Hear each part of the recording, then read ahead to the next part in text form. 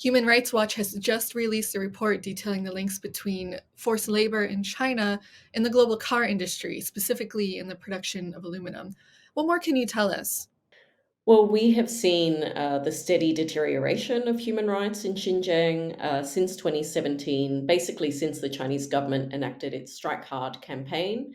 In reality, what it has meant is that there are crimes against humanity being committed against Uyghurs and other Turkic Muslims, including arbitrary detention, torture, forced labor. So we've really looked at the extent of forced labor transfers in Xinjiang region. We know that 10% of the world's aluminium is smelted in Xinjiang. And over the last 10 years, we've really seen the export of cars and car parts double from China. And there's a real risk that even if the cars are being manufactured in other parts of China, that aluminium ultimately is coming from Xinjiang.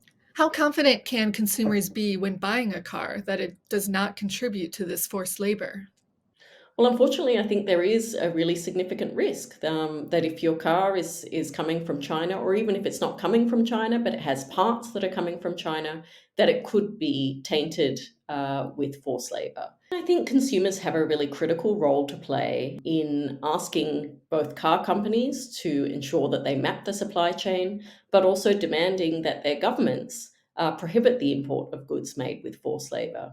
Some governments are starting to take action on this. The EU has a new due diligence law and a new forced labor law. The US has a very strong law prohibiting the import of goods from Xinjiang, but it's also about enforcement, and it's about ensuring that these laws that are on the books are enforced. Some of the largest car companies in the world have partnerships, deals, and even factories in China. And Human Rights Watch has offered recommendations to these companies. What is their role in this? So we selected five car companies that, are really the five largest in terms of car parts and car manufacturing in China.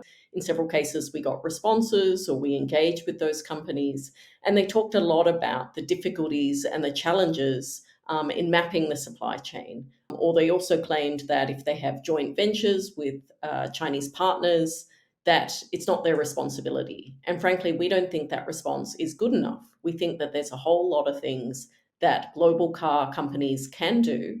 If the aluminium is coming from Xinjiang, or if the car companies don't know, then I think they're failing to really minimize the risk that cars are being manufactured with forced labor.